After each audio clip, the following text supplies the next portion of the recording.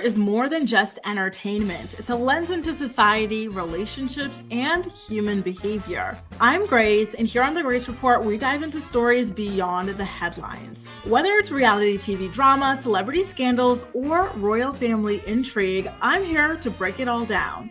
What it means, why it matters, and how it reflects the world we live in. Join the conversation, share your take, and let's make sense of the culture shaping our lives one story at a time. Good morning, sunshine. Happy Monday. I really hope y'all had a great weekend. I sure did. If you were here Friday or Thursday of last week, both days I told you guys, did you see me blinking one eye at a time? I told you guys that I was going to be going away for the weekend to celebrate the birthday of a friend, and it was a really good time, guys. Like, holy cow, the size of that house. One thing about the countryside houses in here, they're absolutely massive sometimes. There was like a main house with like 8 bedrooms. There were like 2-3 guest houses. There was a golf course, like volleyball. Anything you could imagine was there. 2 pools. It was massive. And we had the greatest time celebrating. It was really cool to be able to go away for the weekend. The weather wasn't the best, but the company was, so more than worth it. How about you guys? What did you get up to this weekend? I hope you had a great time wherever you were. So we've got Gala here, we've got Ronnie, Venetia, Jenny, Beatrice, East Awesome. Good morning to you all. So excited to dig into today's hottest stories. I know East Awesome is already really looking forward to talking about it. So I'm going to bookmark your comments because I am excited to do this recap of the Real Housewives of Potomac. They're back for season 10, and I've got a lot to say about that debut episode. Sweet bonjour, I'm here, missed y'all. I've been on vacation and ended up in the hospital shortly after. Well, geez, I'm so sorry that you wound up in the hospital. What happened? Was it something during the vacation that landed you there, or gosh, but at least you're doing better. So thank God for that. And hopefully you continue to be on the up and up. Thanks so much for keeping us posted, boo. And little Miss Fluffy changed her photo. Oh my God, this photo is so beautiful, little Miss Fluffy. Don't hurt nobody. You look absolutely amazing. Gorgeous. Wow, you guys. I don't remember what your photo used to be. I don't think it used to be of you. I think it just used to be of something else. So now getting to see your beautiful face is so exciting, Miss Fluffy. And so, East Awesome, I'm going to be bookmarking your comments for when we get into our recap of Housewives of Potomac, okay? Good morning, Kahara. Good morning, Jessica. And thank y'all so much for sending all of your thoughts and prayers to Sweet Bonjour. I'm so sad to hear about what's happened to her girl. She said she had a touch of pneumonia. Lord, antibiotics got me feeling better. I'm in the gym dying right now. Oh my God, be careful. Just stay as healthy as possible. Focus on recuperating. Pneumonia is truly no joke. That is a major. Holy cow. Good morning, Kristen. Good morning, Michelle. Good morning, Kayan, Dreamflow Studio, and everybody else tuning in. I'm really looking forward to getting into today's stories. Why don't we go ahead and jump in? We're going to be talking about Cassie Ventura's response to P. Diddy being sentenced to about, 50 months of prison time. We're also going to be talking about Portia Williams from the Real Housewives of Atlanta finally owning the fact that she is a bisexual. And right now she's dating a man and a woman. Kenelle is also blaming Teen Mom fans and haters for for pushing her towards David Eason. We're going to talk about that as well. I've got a lot to say about that particular subject. Aisha Curry, she seems to be going through some growing pains from getting married very young, having children very young, and all of that. And it seems to be weighing on her heavy with these interviews that she's been doing recently. And then last but not least, we are going to close things out with a recap of last night's episode of The Real Housewives of Potomac. If you find yourselves enjoying today's episode of The Morning Report at any given moment, please don't hesitate to go ahead and hit that like button so YouTube knows that you enjoy my content. Good morning, Tamara. Why am I always trying to say Tamara? Good morning, Tamara. Good morning, Angela. Good morning, Milan. And I'm so sad to hear that, you're not feeling well, Milan. Sick with the C word, but can't miss my weekly dose of grace. Milan, please tell me this is a cold and not the other C word. I really hope that you are okay. Thank you so much for tuning in. But oh my God, my heart has skipped a beat there. I really hope That is just a cold. Good morning, Allie. Good morning, Castle Magic. Kristen, Castle Magic, thanks for working your magic on Diddy. 50 months, I think it is. Thank you for that. Good morning, Kristen. Now we got to keep on waiting, casting our little spells for David Eason next. Please, please, please get him the maximum.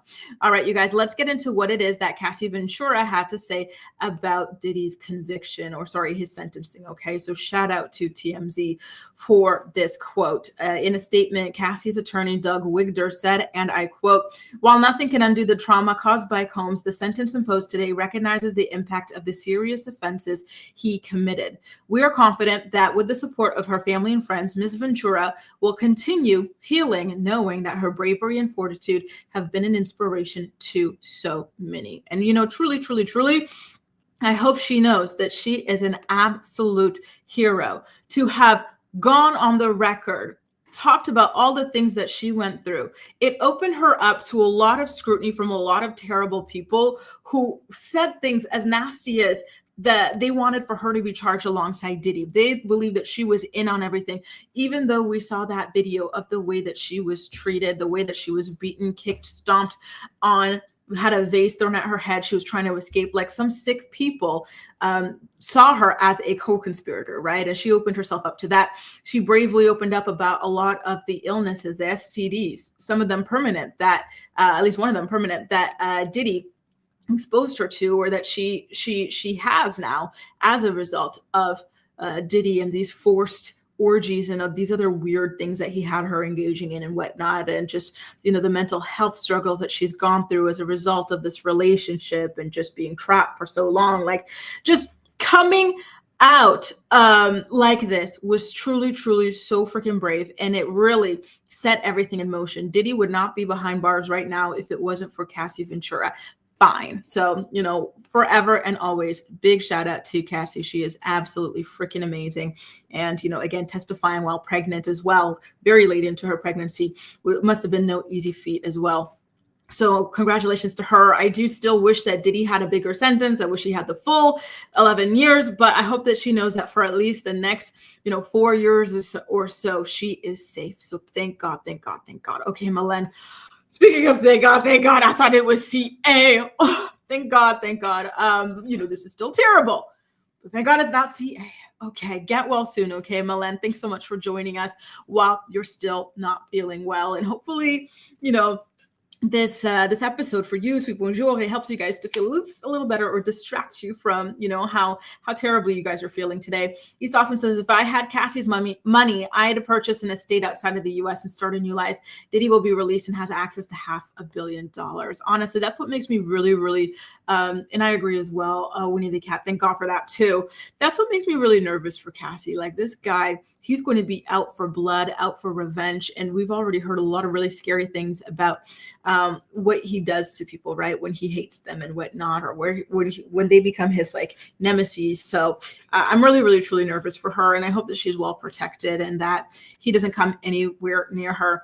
So when I heard that Diddy had arranged certain speaking engagements and whatnot, because he was really truly convinced that he was going to be getting out of prison, that the judge is going to be like, oh, that time that you served, that's it, that's all, you don't need anything else. He really thought he had it in the bag.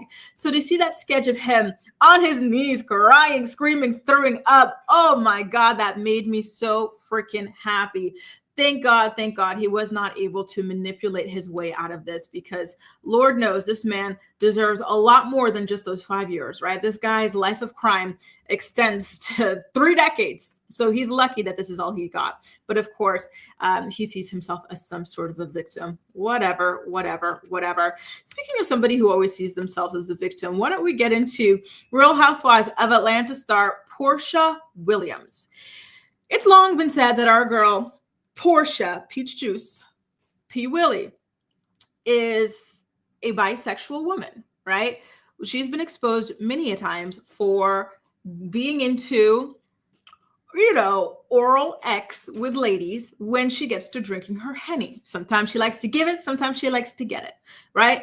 And so now it seems as though she's finally ready to take things beyond just the bedroom with women, and that she's actually full-blown dating a woman at this point. That's not the only person she's dating, though. She is also dating a man at the same time. All of this on the heels of her divorce, in the midst of her social media back and forth battle with her ex-husband, Simon Guobadia.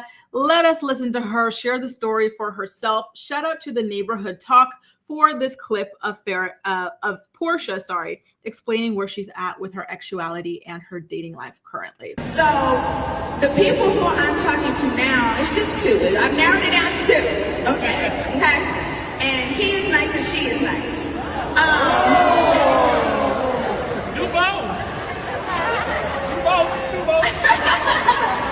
But I really just wanted to make sure that these were normal people. And what I talked about my therapist the other day was, I'm having a hard time opening up because they're not narcissists.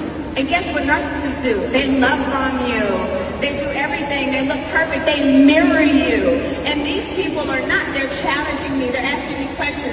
They're not letting me walk over them. They aren't just doing whatever they need to do to get into the relationship.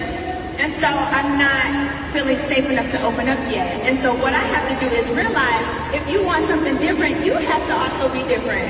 I have to soften up a bit. I have to not expect a lot of elaborate things and overbombing. I have to expect someone to call me out from time to time. You know, Portia is just so goofy to me, because what is this? You know, I half the time when she speaks, I truly am like amazed that this woman is in her 40s, because she sounds like a 16-year-old or something like that, right? Of course, now her ex is a narcissist. Everybody that Portia dates is a terrible person. They're all narcissists. They're all love bombers. Meanwhile, she's constantly finding herself in the exact same situation over and over. She keeps on running headfirst as quickly as possible into marriage, kids, and whatnot with men she barely knows. And she'll never take any personal accountability for it. One thing about Portia, Peach Juice Williams, is that she is always the victim, even when she's engaged to a married man, even when she's screwing old married men in Nigeria, you know, for Rolls Royces and whatnot, right? She's the victim. She's tricked, you know, when she's spreading these rumors about people trying to lure her and SA her in dungeons. Like, it's tired at this point. Give it up. Come up with a new shtick. I am happy that she at least is opening up about the fact that she does indeed like women. And I'm happy that she's taking her interest in women beyond the bedroom. But everything else is just the typical Portia BS, just saying. By the way, we've got some new new people who joined here. Good morning, E. So nice to see you. Happy Monday. Milan says, I hope not. She's dating Drew Sidora's ex. Oh, Ty, because she dated all the girls from every reality show. Listen, that would be absolutely hilarious to continue to add on to the beef between Drew Sidora and Portia Williams. Oh, I just can't keep up with this girl. I've just never been able to like her or take her at all, like as far as her personality is concerned. And it doesn't look like that's going to be changing anytime soon. East Awesome says, Portia took her coworker's husband days after a separation. Then she quit all of her jobs after jumping into a marriage. Get the F out of here, Portia Williams, Guobadia Stewart. Bye. Exactly. Portia knew what she was doing. She knew what she wanted out of that relationship. And that's not to excuse Simon. Simon was a gold digger as well, right? Like, we always only talk about women being gold diggers, but men are gold diggers as well. Sometimes it's, you know, money. They can go after women for money as well. But in Simon's case, he wanted to be protected by a U.S. citizen. That's what he wanted, right? As somebody who was illegally in the country under a false identity. He also wanted the fame. That's something that he got out of it. And, you know, she's a beautiful woman as well. And he wanted like her youthful energy. So these are the things that Simon wanted out of this relationship. Whereas for Portia, it's just about the money, the lifestyle, and things like that. These two were very, very equally yoked. And it was just such a bogus relationship, so to say, right? For lack of a better word. And that's why it didn't last at all. Typically, if a relationship is authentic, it can work through the trials and tribulations. But in this one thing pops up and boom, we're out of there, right? Granted, it was a major thing, but I don't think it's anything that Portia didn't know originally. I think she just didn't like that it was out there publicly. Becky D says, is Kyle slow is how I feel about Portia. I cannot stand her. She's the reason I stopped watching ATL. And I totally understand it. She's annoying. The dumb shtick. I don't even know if it's a shtick anymore. She might truly be that dumb. Is played out. The victim act played out as well. And on top of that, she's an incredibly violent person who never gets any proper repercussions for her violent actions at all. She actually gets coddled every time she gets violent with people. And she's been violent with at least 5-6 different people on camera, right? And it's just like, oh God, next. Thank you, next, right? BY says another fake storyline, the lies, the lies, the lies. Exactly, like hang it up. At this point, some of these like reality shows, and I want to talk about RHOP in a bit too, after we get through the Kenelle story and the Aisha Curry story, but some of these reality shows, the way that these ladies have nothing going on and they are digging desperately for a storyline is so annoying, right? So not to get too much into RHOP because we will be talking about it later, but the Giselle and Ashley thing, like the way that they're just going so hard on Stacey over her relationship or lack thereof with TJ that we don't even really care about anymore. Ridiculous. Ladies, what do you have going on? Let's talk about you and what you're hiding from the world. Just saying. Now, you guys, why don't we get into Kenelle? I've got a little bit of an update on her for you guys. I saw some of her tweets over the weekend where she's kind of blaming the teen mom haters for pushing her closer to David Eason, which I find to be rather ridiculous, right? Because if anything, viewers of Teen Mom were warning Kenelle against dating David. They said, look at all these mugshots. Look up his name. You know, he's a violent person. He's got no job. He's got no money. He doesn't see his own damn kids. He has so many charges for violence and whatnot, right, in his life. Do not get mixed up with him. And so she ignored all that advice. And she wants to come for you guys instead. So let's take a look at what it is that she had to say on her Twitter, okay? So first of all, it seems as though she's missing dog killer, deadbeat, chronically unemployed David Eason. She tweeted, and I quote, "You can miss the good times you had with someone all while doing what's best for you and completely cutting ties with them when they show you who they actually are. There's no rule book for grief," right? So AKA she misses deadbeat David.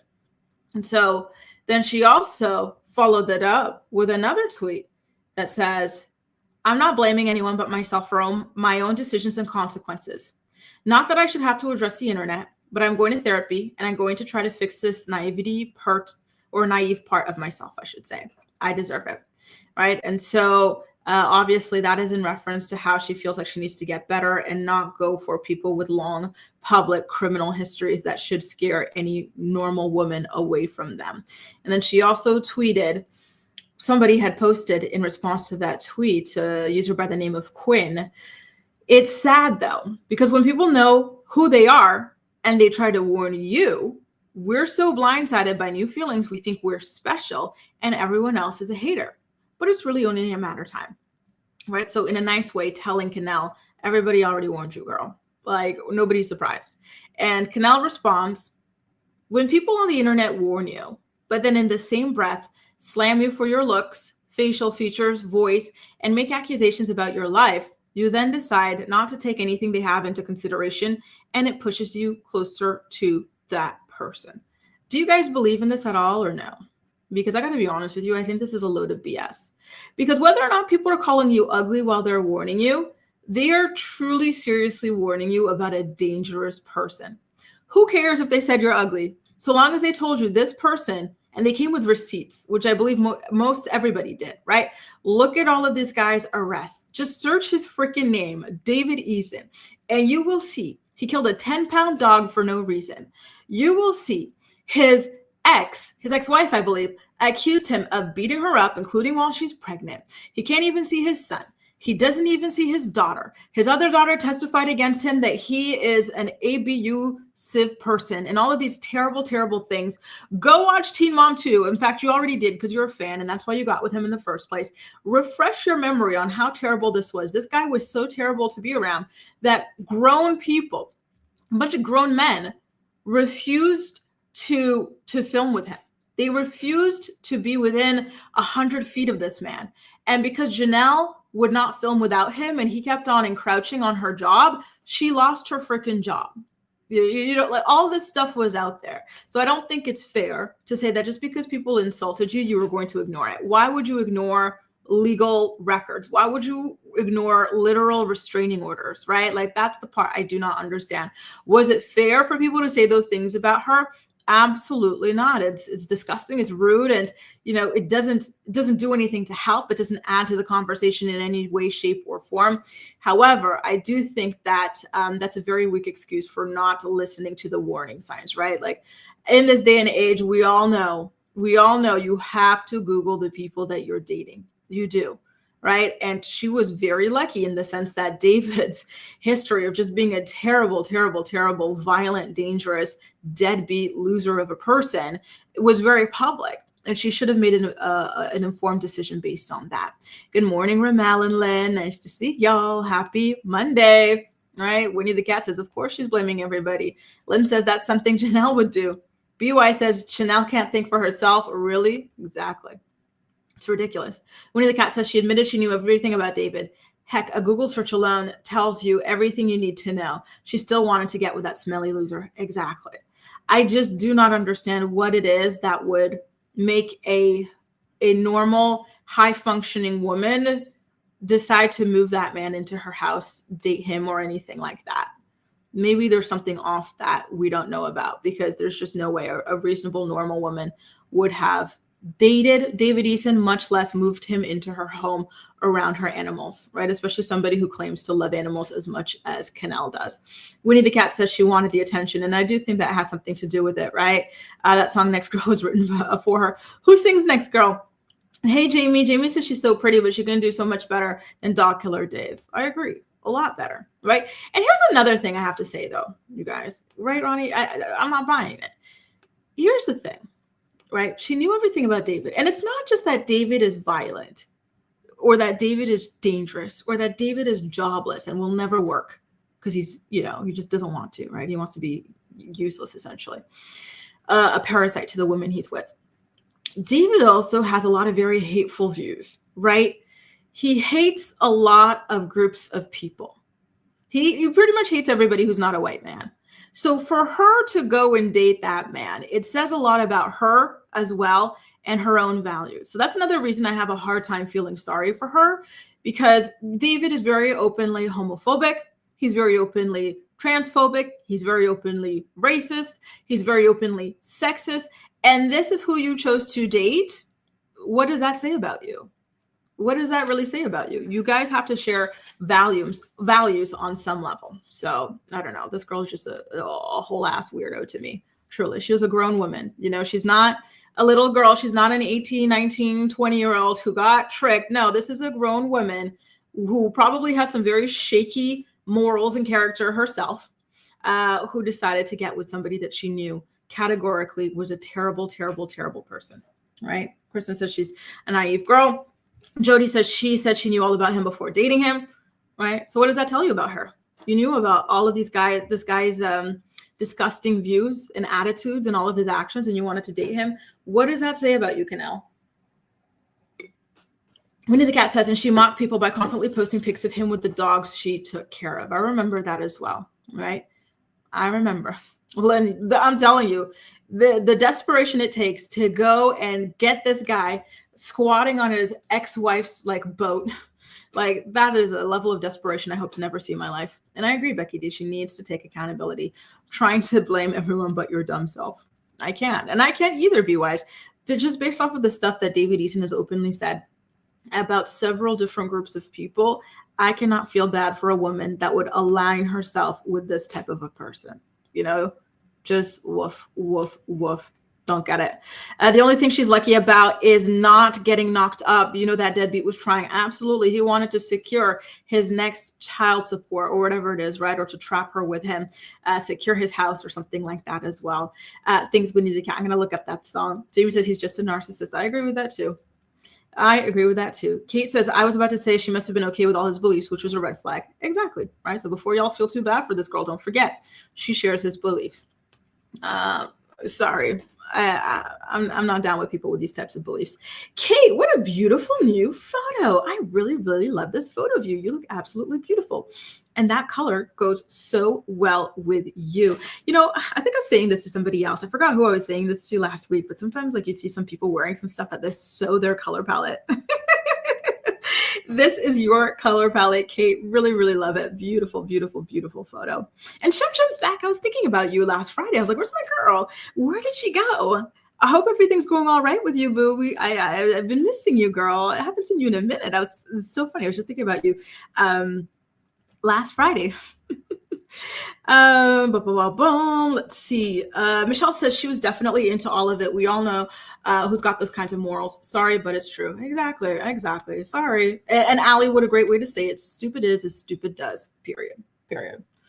You know, I'm happy that she escaped without bruises, right? I'm happy she escaped without a baby. I'm happy her dog's still alive, but I don't feel bad for her. Winnie the Cat says she once again pulling a page from the Kenelle playbook. It's never my fault, period. And then after they pretend that they're taking accountability, what in the same breath, they're blaming everybody else. Please get out of here, Kenelle.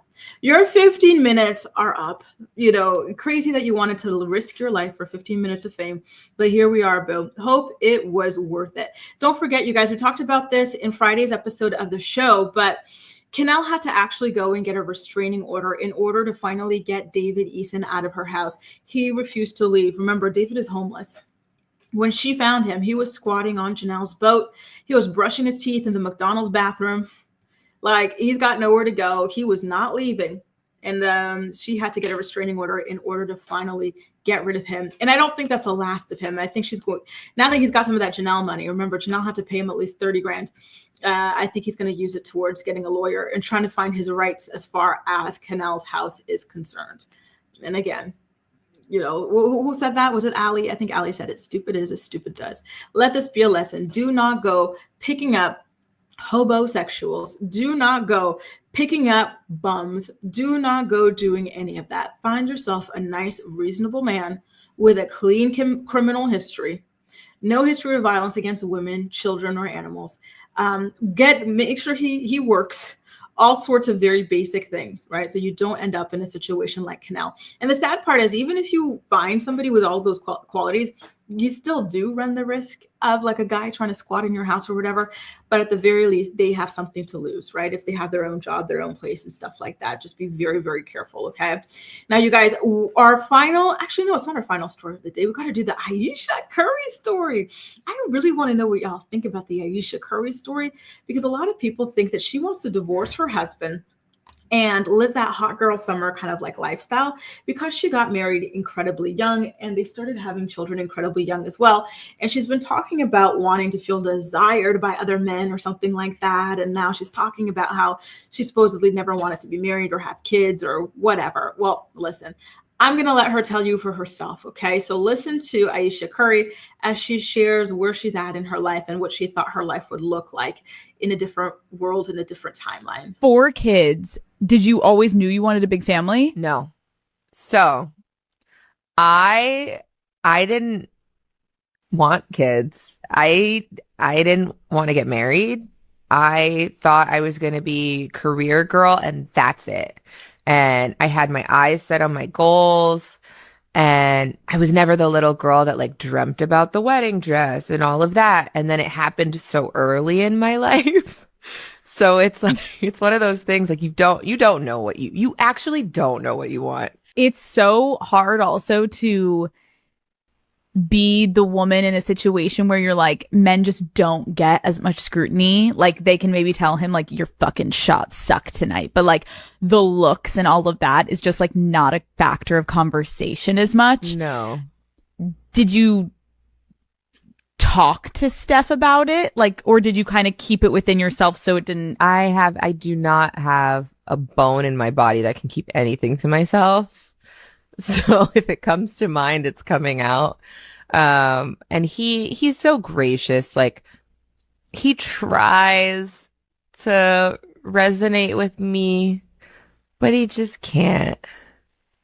And he also comes from a place of like, it's effing stupid. Like, it's not true. So why are you? And I'm like, but wait, like, listen to how it makes me feel. And he's like, but why does it make you feel like that? It's not real. After we got married, we found out we were pregnant with our daughters so quickly. I didn't even have time to think about what I wanted anymore. It's so interesting. I spent my entire life like trying to work towards something, and then it kind of just disappeared, and I didn't think twice about it. But after my daughter turned 1, I remember there being a shift and being like, I have goals for myself. Like, this doesn't feel right. I love being a mom, but I love doing other things too. And I need to get my shit together and figure out what that looks like for myself now. If I have a career and I'm not home, like did you experience that? I still experience that. I still experience that. I'm always in therapy talking about this. If you lose all of those things that were interesting about you, even for yourself, like even the things that made me feel confident and cool, then what are you doing? So there you go. That's where Ayesha Curry is at right now. I do have to say, listen, I'm not surprised she feels this way. She got married very young.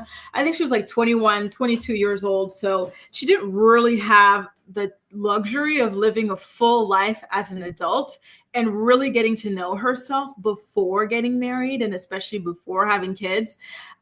So this typically does tend to happen when people marry young or have children young sometimes. And I think she doesn't realize how lucky she is and how bad the dating market is and whatnot. So when I hear her talk about this type of thing, I'm like, girl, you do not want to be in these streets. You are not missing much of anything. Like, you really got yourself, from what I see, right? Of course, I don't know her husband. I don't know their relationship like that. Stephen Curry, by the way.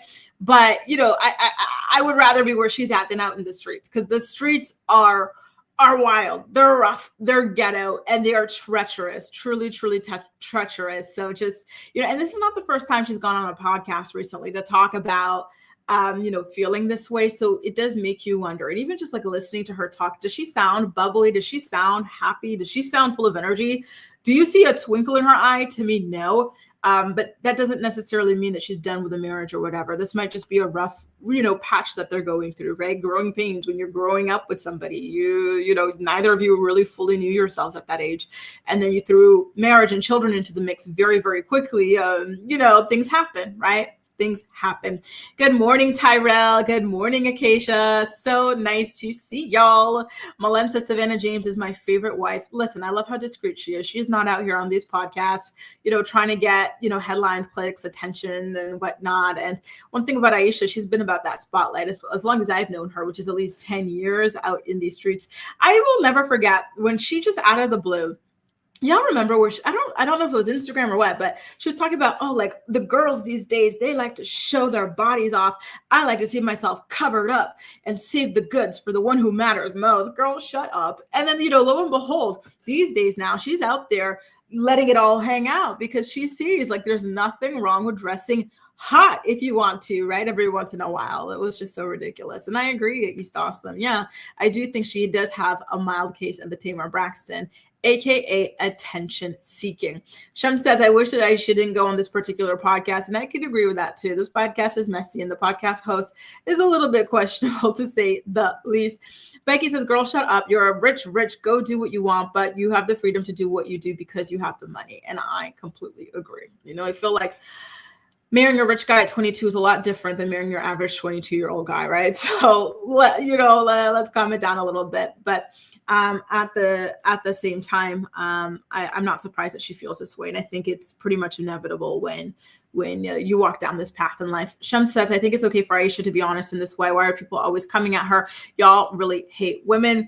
And you know what? That's the thing. Like I said, I think it's great that she's able to talk about it with her husband and everything like that. But it just makes me sad for her that she got married and did all of these things really young without really feeling like it was a passion or a calling for herself. It makes you wonder why exactly she did it, right?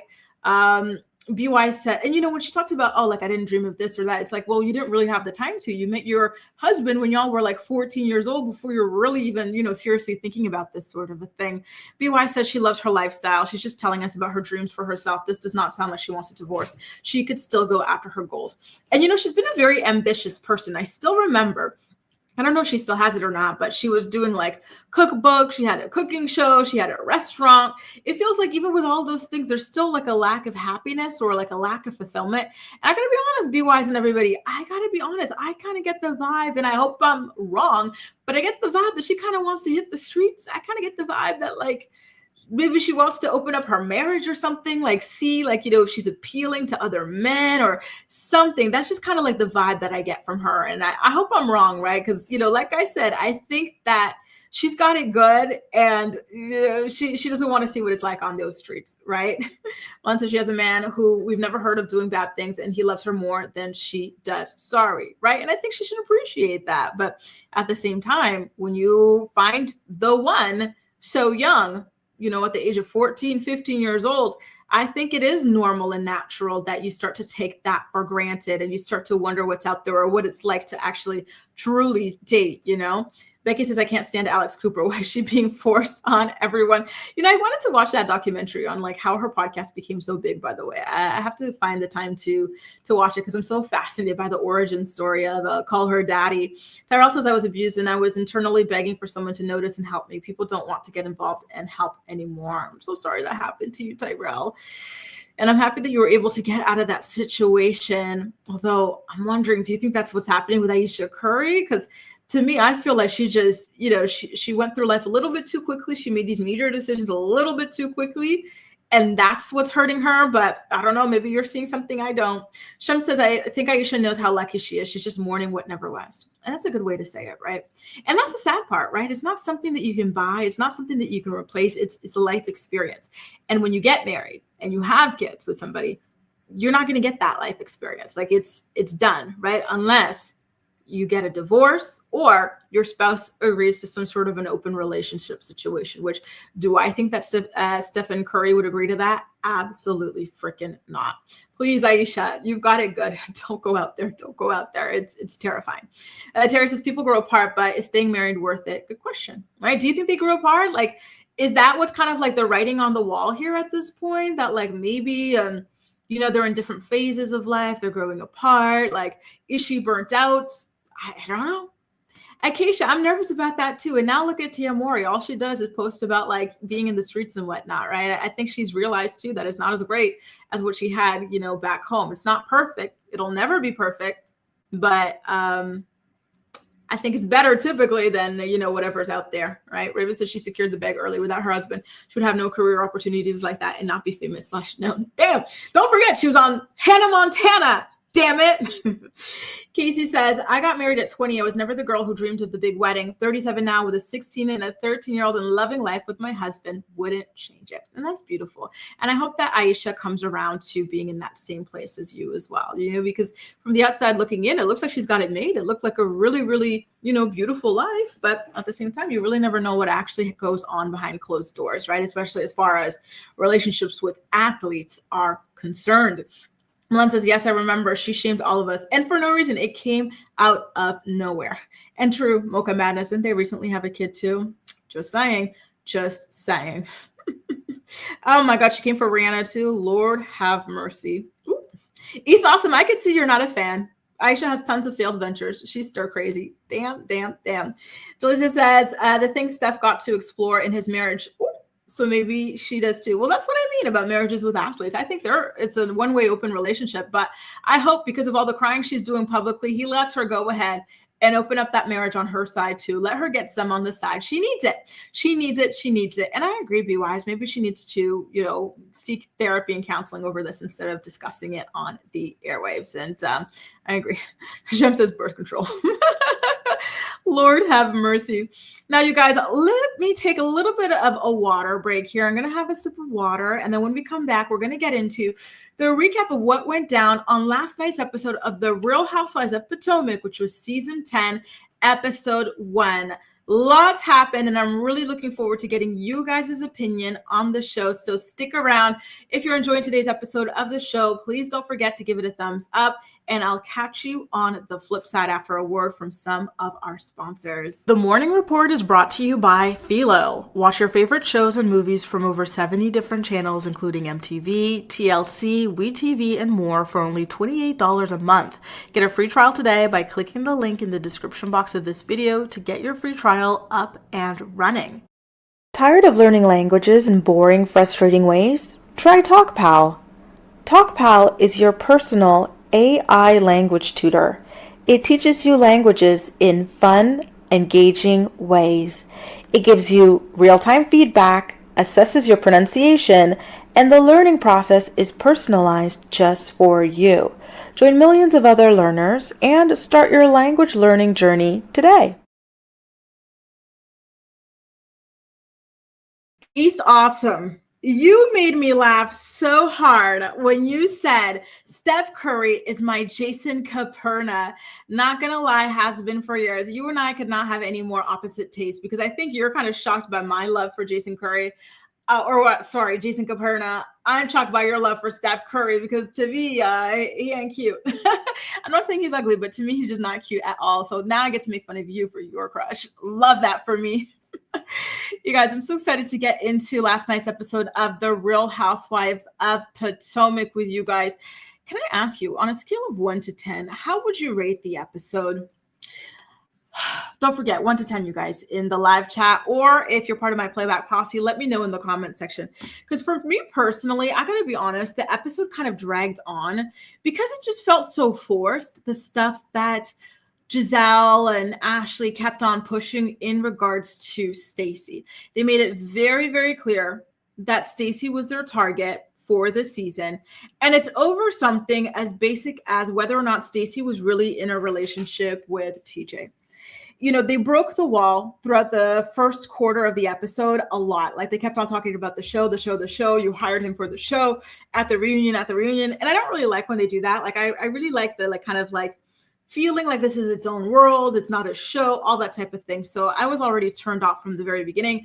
And also the fact that Giselle and Ashley, per usual, don't really have anything personal going on. And they're kind of this Tweedledee, Tweedledum, Jekyll and Hyde sort of thing where they just go after people. And it's just so nasty and it's just so ugly and it's so tired. Like Giselle, isn't she 50 something at this point? When are you going to get tired or grow out of your bully phase, your hazing phase? It's not cute. It's annoying. And Ashley, when are you going to stop being a minion, right? And what's going on with these shake and go wigs? Because one thing about Ashley is she's got a beautiful head of hair. So I don't know what is with her and these wigs that do not suit her at all that she's been rocking for the past 2 seasons or so. I really do not like these two together at all. Can I ask you guys, do you think that Giselle and Ashley are a better duo than Giselle and Robin? Because to me, this is the Temu version of Giselle and Robin. And Giselle and Robin obviously didn't work. That's why Robin got fired. So if these two ladies keep it up, one of them is getting fired. And I actually think that it is going to be Ashley, although I would hope that it is Giselle because I just cannot stand her at all. Y'all know that. Kahara says that she would rate the episode a 7 because it was just decent, which you know what is fair. I felt the same way, although I will say, although it is decent, I would rate it a little lower. I think I would rate it a 5 because I was not feeling anything new, fresh, or exciting, with the exception of Stacey being back together with her ex-husband. I think that is going to be a very interesting storyline to follow along. I'm looking forward to seeing how that played out.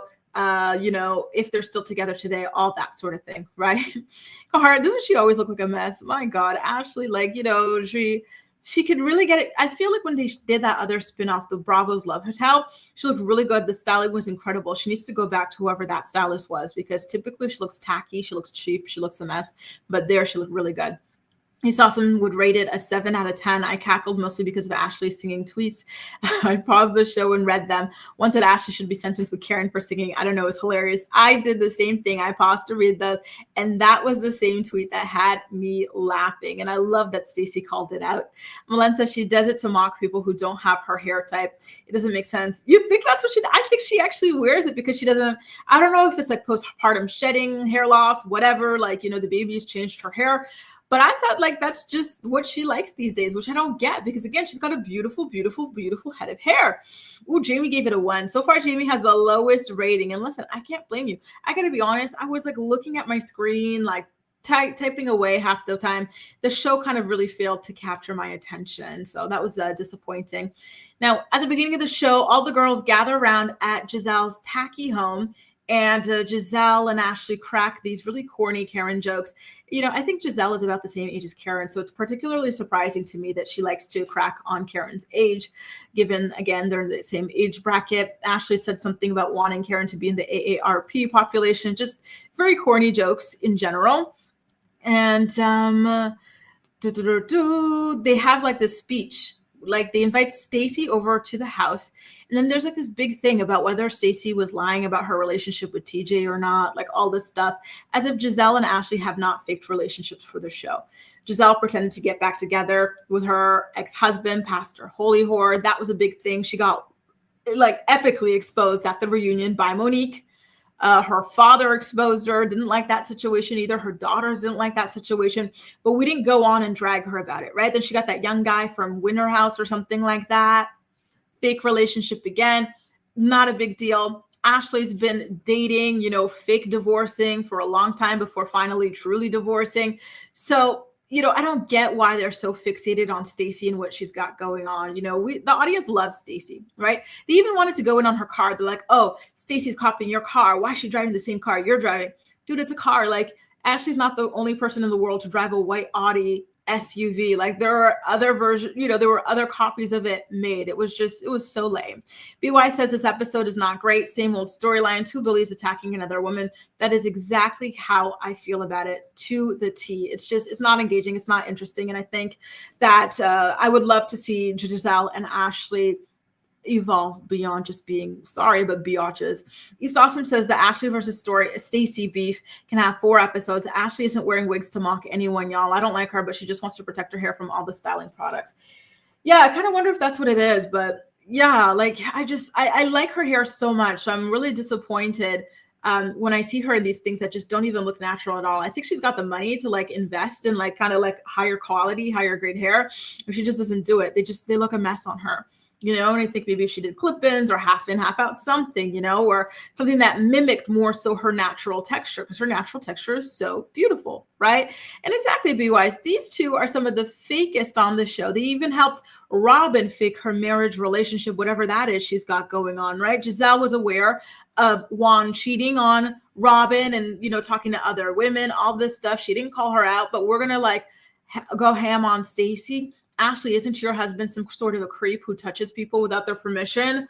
And you were covering that up. You were covering up half of his cheating scandals, but you don't like liars. Like, give me a break. These two are it's just so freaking ridiculous. And it's annoying. No one cares. No one cares about TJ. We've forgotten about it, right? And another thing about TJ is that TJ never even produced receipts to prove that Stacy owed him money. He's just been talking, but he's not showing any kind of proof. So why is it that these girls are so gung-ho and so quick to believe him and so quick to dismiss Stacy, somebody that they actually know, without any kind of proof, right? He also says Angel's husband was something else. I have to hear more of his views. Oh my God. Listen, like I said, I was kind of bored during this episode. So for half of it, I was like texting or doing other things. So I couldn't even tell you anything that Angel's husband said. Maybe I'll have to go back and rewatch that part. Jamie says, is it me or they in the Lulu land? What does that mean, Lulu? Like delusional land? So Ace Awesome says Giselle Bryant faked a relationship storyline. That's how we had the binder moment. Exactly. So how do you go from faking that relationship? Don't forget, she also faked that other relationship with that young guy from Summer House, Winter House, or whatever, which was also very embarrassing to watch, the lack of chemistry and just the fakery of that. And we've seen Ashley fake a lot of things also. So please, you spare me. East Austin says QVC Stacy's lying about her divorce. The husband is a bad actor. She wanted to be on the show. And I agree. At this point, the divorce is off the table. And you know what? All the better. I'm happy that that couple is actually going to be staying together. They do look like they're in love, right? And that they're happy and everything. And so I do hope that that actually winds up working out. We actually did get to see them go on a date in this episode of the show. They went to an Indian restaurant to have some lunch. They talked about how they decided to go on a family vacation for the holidays with their daughter. And that's when they got the news that their divorce was finalized, which, like East Awesome says, might not be true, because Ashley says that she went online and she looked it up and she didn't find any proof that Stacy and this man ever actually divorced. But you know what? Maybe Stacey's got a valid excuse for that. Maybe one of them has a name that's different from the name that we know them by. Maybe it was under seal. I don't know. But we're going to have to wait and see how all of that pans out. So essentially, Stacey says that they were on vacation with their family, well, as a family with their daughter in Mexico. Then they got the news that their divorce was finalized. They looked at each other and realized that there was still a lot of love there. I think at this point, Giselle and Ashley do not know that. And I think that they're already so triggered by her for whatever reason. This is going to upset them even more because you just know Giselle and Ashley, if they could have, they would have loved to stay with their ex-husbands, right? Ashley was obsessed with that old man, that creepy old man for whatever reason. Giselle was badly humiliated by Pastor Holy Whore several times. He was cheating on her. She accepted it, kept on in that relationship, all this stuff. They wanted to be with these men, but these men couldn't get rid of them fast enough. Meanwhile, Stacey's husband is not letting her go that easily. So I think that they're going to turn up the heat when they see that she is still back together with him. By the way, you guys, I'm going to open up the phone lines in case anybody wants to hop on to share their thoughts on last night's episode of The Real Housewives of Potomac. Okay, I'm going to go ahead and put that here in the live chat so you guys can use it to come on in and talk. So what else did I get to? Kay. What do you guys think about Kiarna this episode? I know last season people said that she only got a flute because of the assault, right? Sesame Street beat her up, and maybe Bravo or something said, okay, we got to give her something so she doesn't sue us personally. I remember that Kiarna's lawsuit with Deborah got settled and everything like that, but I don't know. I gotta be honest with you guys.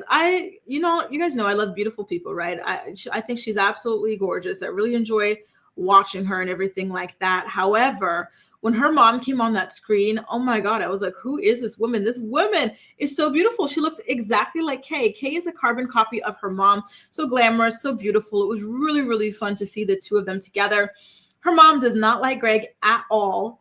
And then they showed that nobody in her family likes Greg at all. So it really does make you wonder why Kiarna is so into him, right? She's a beautiful, beautiful woman. She's a nice woman. She's a successful woman. So why is it that she feels like this guy is her only hope, right? Like, how did this guy even manage to get her number in the first place is something that I truly do not understand. By the way, her confessional look, is anybody else remember when Beyonce was pregnant with Rumi and Sir Carter, and she performed at the Grammy Awards, and then she was on the chair and doing lemonade, and it tipped over. It was supposed to tip over, by the way. But remember how? That's what this reminds me of. It's a really nice look, but it's definitely reminding me of that Beyonce Lemonade Grammy performance era, which was really, really fun. I hope that Kiarna finally wakes up and realizes that she could do a lot better than this Greg guy. This Greg guy truly, truly just wants to waste her time, and it's very sad to watch. BY says, so what? Give this up already. Stacey can do whatever she wants. I agree. Len says, now I know why they bring Monique out from the woods without caring the show is boring. And you know what? I think that's what it is, Malen. Something was definitely missing. Like there's a big hole missing from this episode. And I think that it's the whole Karen of it all. East Awesome says, I believe Apple had Ashley, but I don't give an F. Sorry. Especially with these two's track record, who cares what they have to say about anybody faking a relationship? They invented that on this franchise anyway. BY says, how long did Ashley fake her marriage? Giselle's a hater. Exactly. Who cares? Like, they want this to be an issue so bad. They want us to hate Stacey so bad, but it's not going to happen. Is Stacey a liar? Yes. Like one of those scary types of liars? Yeah. But do we care? No. Still like her? Yup. She's harmless. East Awesome says, Bravo's legal team gave Kiarna this job. My favorite thing about Kiarna is her stunning ageless mother. Isn't she absolutely freaking stunning? I was like, wait a minute, is that her mom or her sister? And I'm not saying that to be cheesy. Like, truly, when you see the two of them together, hang on, let me pull up that picture. You're looking, I almost thought that was, I was like, wait a minute, Kiarna, what? Like, this could be her literal twin. She's beautiful. She's glamorous, just like Kiarna. I really loved seeing the two of them together. Here's a better picture of her mother. I don't remember what her mother's name is, and she seemed like a really nice girl. Not girl, but lady. She's not a girl. She's a judge, Miss Teller. The way that she was giving Kiarna such good advice, building her up and everything like that. Really, really, really beautiful. Sweet bonjour. Who is the lady with the 24 head jump scare? What do you mean 24 head? I'm scared. What 24 head? This one? This? Yeah, I don't know. Talk about Kiarna. Are you talking about Kiarna? 24 head. Oh my God. I'm trying to look through my pictures. Like, what did I show y'all? This looks proportional. It doesn't look bulbous. Who are you talking about, Sweet Bonjour? What does she look like in the photo? Are you talking about this photo? I don't know what you're talking about. That made me laugh. Now, in happy news for Wendy and her family. Listen, Wendy and her family, it's always good news over there. So I'm really happy for them. Happy Eddie, the cannabis company that her husband founded, is doing really well. It's expanding out to New Jersey. The money is really rolling in apparently, and they're using it to renovate their beautiful house, which is some good news to hear, right? BY says she should listen to her family and leave this man. And I agree. Kiarna, you could do a lot better. Truly, stop wasting your time with this man. Like, I really truly do not see any redeeming qualities in him.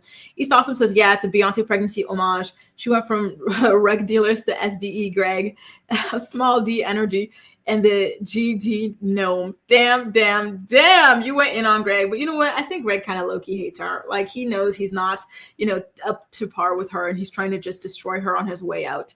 And it's really freaking sad. Now, boom. I forgot to show you that Kiarna introduces us to a new housewife, and that new housewife goes by the name of Angel. I think somebody had mentioned Angel earlier. Listen, I think East Awesome had mentioned Angel's husband, actually. What do you guys think about Angel as a new housewife? I did not really form an opinion with her. I don't see her being an iconic housewife. I don't see her being a long-lasting housewife, but it's only been one episode and things truly can change. But so far, I didn't really see why they cast her on the show. She does seem to be doing well in life, though, which I think is great. She and her husband own some sort of mountain luxury company out in Colorado. Ashley apparently used to work as some sort of bottle girl at a club that she owned or managed. And so she likes to joke about that quite a bit. Giselle then introduces us to another housewife. This time it is a British not British accent, but a British housewife with Nigerian roots as well. Apparently she comes from a royal Nigerian family. And let's see. So Ashley hosts this second bloom party to celebrate her divorce and whatnot. The girl showed up and showed out. So that picture of Giselle, with the exception of Giselle and this lady, their dresses were very boring, actually, right? Like, they just wore these plain dresses. And I think the theme of it was very whimsical theme. So to see these two in these plain, not even pastel color dresses was kind of lame. They look good, their bodies look good, but it just didn't fit the theme compared to Kiarna and Wendy. They really went all out with this kind of theme, and they matched the decor and everything. They both looked absolutely beautiful. I really, really love the way that these two particularly dress. And again, Kiarna, I don't know about her. Y'all know I love beautiful people, right? I was rooting for her and everything, and I was really trying to love her last season, but she wasn't that interesting. And this season, she's kind of getting weird almost. It's kind of giving Cynthia Bailey season 3 friendship contract, low-key obsessed with Nene type of vibes that I don't really care for, because she confronts Wendy for being a quote unquote bad friend to her. And the things first of all, here's the thing. When she comes to confront Wendy here in this scene, Wendy was in the middle of a conversation with Giselle, and they were joking about the dress and if it was inspired by Giselle or not, right? And then Kiarna comes in, and Wendy's finishing her sentence that had already started before Kiarna came in. And then Kiarna calls her rude for not just immediately stopping to talk to her. She's like, girl, you just got here, relax. And then Kiarna starts airing out her grievances with Wendy. And it's very silly things like, oh, I told you that I was going to be sponsoring this thing, and you told me you might be there. Then I found out you were a speaker. And when you were a speaker, you didn't stop what you were doing to wave to me. This type of stuff. And it's well, maybe that's something that you would do. But Wendy, I think, she's been doing speeches for a very long time. And I guess it's just not something that she does, right? When she's on the clock, working for her client, she's not going to stop to acknowledge a friend, because she's not there to be, friendly Kiki sort of a vibe. She's there to get a job done, right? And to speak to an audience. And so it was just a little bit ridiculous, to be honest with you guys. Just saying. And it looks like y'all aren't really feeling the new Housewives either, which doesn't surprise me in the slightest bit. BY says the show is becoming so predictable. Exactly. Honestly, every single season, it's Wendy hating on somebody. Sorry, not Wendy. It's Giselle hating on somebody, Ashley being her damn minion, and like, who cares at this point? I am really happy we've got Stacey here to mix things up. I really like her. I love her commitment to the bit and to her lies and everything. But I hope that she gets some really good reinforcements to go after these two, or to defend herself against these two miserable broads. East Awesome says, how much did Ashley Darby get from her settlement? She went from chicken fights to ballroom parties. Applehead must have made some serious coinage by going to trial. And by the way, speaking of Applehead, it looks like Sweet Moon was talking about Ashley too. She said the forehead was a jump scare to Daniel. Ashley, they're frying you over here, girl. I'm trying to defend you. I really am, but they're frying you. Yeah, and you know what? Thanks for bringing that up. It's awesome, because that is something that Ashley mentioned. She said that she wanted to renegotiate, and she managed to renegotiate some things as part of her settlement. And she said, your girl's going to be all right. So I do think that she got a lot more money than she initially thought she would get, or that she initially got, because she was saying previously that she was kind of like hoodwinked, like when she re-signed that prenup, and she wasn't going to be getting the money that she thought that she was getting. And now, like East Awesome says, look at like this type of party that she's throwing. Like, this was a high budget party. Like, she really seems to have money now, right? And so kudos to her on being able to come out of that divorce somewhat victorious. And I hope that she's able to invest her money wisely moving forward. So I don't know if this means that they're going to revive GNA and actually put some proper money behind it, because y'all saw how cheap that was. They put maybe like $5 behind that brand, and it barely even lasted a season of the show, right? So you know what, hell yeah, go get that money. Like, it's always sad when these young girls go and marry these creepy old men and like do all these weird things against their wishes, in the name of the dollar, and they don't even walk out with any kind of money after, right? They get screwed because these old men are always like 10 steps ahead of you. They've had like 2-3 decades before you were even born to perfect their game, So I'm happy that she was able to walk away with a little something for all of her troubles. Listen, that girl had to degrade herself for several years for that, man. Let her have, toss her a few dollars. BY says Applehead just got pregnant to solidify herself. Well, listen, that baby's an investment, right? Like, for some ladies, kids are an investment. They are a retirement plan. And I really do feel like that was the case for Ashley as well. That's why she kind of creeps me out. People like her kind of creep me out, the type that will do anything for $1, right? The type that are always in extreme survival mode. That whole marriage, that whole relationship, everything was just like so sad and weird and creepy on her part. The things that she defended, the husband, doing inappropriate things to random unsuspecting men, and her, standing behind him, acting like everybody else was a liar and nobody knew the real, truth about that guy. Like, just, gross, Anyway, you guys, that does it. A recap of what went down on season 10, episode 1 of The Real Housewives of Potomac. I'm really happy I got to talk about it with you and get you guys' perspectives. It feels like the majority of you guys were lukewarm about this. I don't see anybody supporting the Giselle and Ashley gang up and, attempted takedown of Stacey. I see some of you guys are looking forward to Monique coming back and seeing how that plays out. I do worry that Monique is going to side with Giselle, because don't forget, another rumor that they're spreading against Stacey, I think Ashley says this in a preview, is that Stacey was dating Chris Samuels. And we saw Monique and Giselle look kind of like buddy. So I don't think that Monique is going to be a friend to Stacey, which I can't blame her, right? Like, I don't think any woman would really be friendly with a woman who's dating their ex-husband. It's not that Stacey's doing anything wrong, but I think it's normal that Monique wouldn't really see her as a friend given the circumstances. Anyway, I'm really happy once again that I got to talk to you guys about the Real Housewives of Potomac and just everything else going on in today's episode of the morning report. I almost said RHOP, of the morning report, but listen, I need more iced coffee, wake my brain up. I kind of almost want a nap, y'all. And I'm looking forward to hearing your voice. He's awesome. Can't wait to see you on episode 3, boo. Thank y'all so much for joining me. And I'll see you tomorrow, 10 a.m. Eastern Standard Time, for another episode of the morning report. Take care and enjoy the rest of your day.